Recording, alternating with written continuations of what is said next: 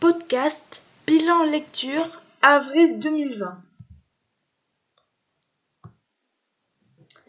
Nous sommes déjà fin avril, il est l'heure de faire le bilan de mes lectures.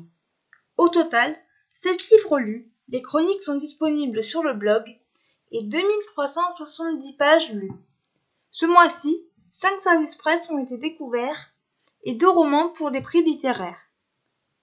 Le premier livre que j'ai lu est le tome 1 de la saga Piper McCloud de Victoria Forrester, édité chez les éditions Lumen.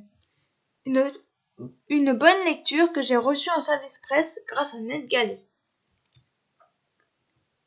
J'ai ensuite continué avec le roman Croire encore au bonheur d'Eleanor Vanderhaven, publié chez les éditions Sous-Romance.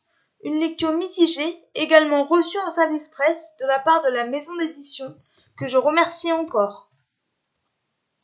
Le troisième roman est Si tu me retiens de Charlène Gros-Pierron, également reçu de la part de Sous-Romance.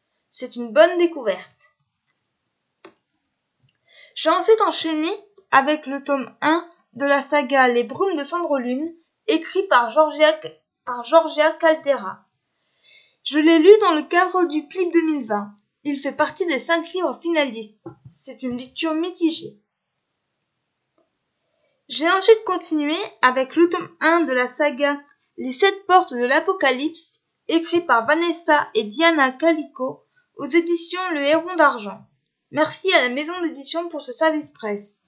Je n'ai pas accroché à cette histoire car il y a trop de personnages.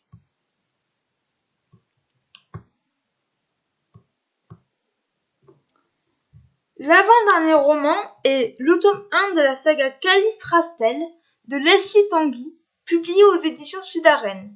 Merci à eux pour ce service presse que j'ai bien apprécié. Et enfin, le 7e et dernier livre de ce mois d'avril, Le garçon qui était coincé dans la matrice de J.P. Anderson.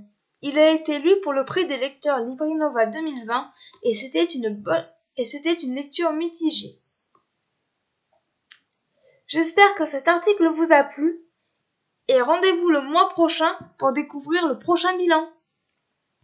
Voilà, c'en est tout pour ce podcast. J'espère qu'il vous aura plu. N'hésitez pas à me donner vos avis et vos commentaires sur YouTube, à vous abonner à la chaîne et je vous retrouve très bientôt pour un nouveau podcast. Ciao!